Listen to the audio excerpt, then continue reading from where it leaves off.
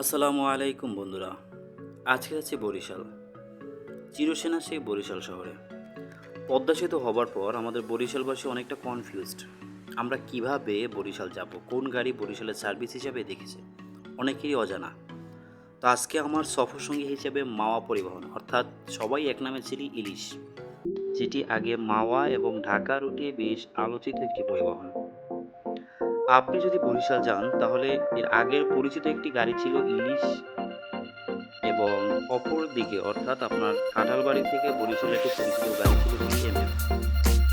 অর্থাৎ বরিশাল থেকে ঢাকা অর্থাৎ যাত্রাবাড়ি সায়দাবাদ এখন সরাসরি বিএমএফ ইলিশ পরিবহন, এছাড়াও অনেক পরিবহন আছে। বিশেষ করে তিশার সেই গোধূলি পরিবহন এসি সার্ভিসটাও এখন পর্যন্ত বরিশালের সার্ভিস নিয়ে গেছে। এছাড়া বিলাসবহুল অত্যাধুনিক প্রযুক্তির সেই গ্রিন লাইন সেন্ট মার্টিন পরিবহন বরিশালে এখন যাতায়াত করছে।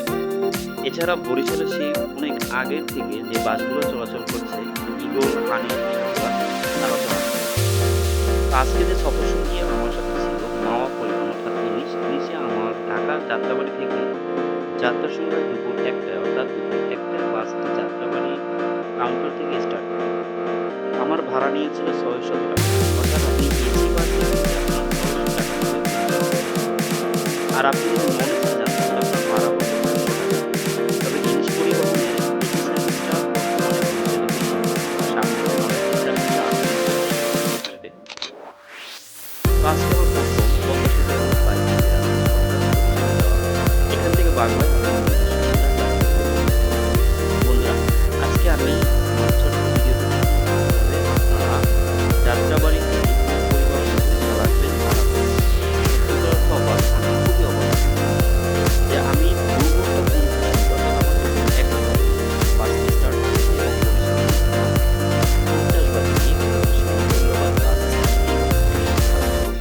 আমি সত্যি অবাক হয়ে গিয়েছিলাম। আসলে পদ্মা সেতু দক্ষিণাঞ্চলবাসীর একটি গৌরব, বলা যায় গর্ব। অর্থাৎ এই সেতু যে কতটা আমাদের উপকার করেছে তা বলে বোঝানো সম্ভব না। মনের অন্তরস্থল থেকে ধন্যবাদ।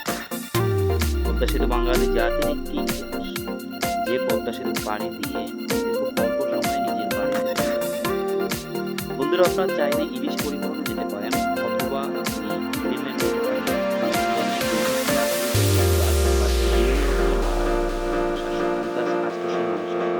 বর্তমানে ডিজেলের দাম বৃদ্ধির কারণে হয়তো ভাড়া আরো একটু বেশি নিতে হবে। আপনি যদি বিএমএফ এ ঢাকা আসেন বা ঢাকা থেকে বরিশাল যান, বিএমএফ এর তাতে সময় লাগে ৩ থেকে ৩০ মিনিট। তো বন্ধুরা, আমাদের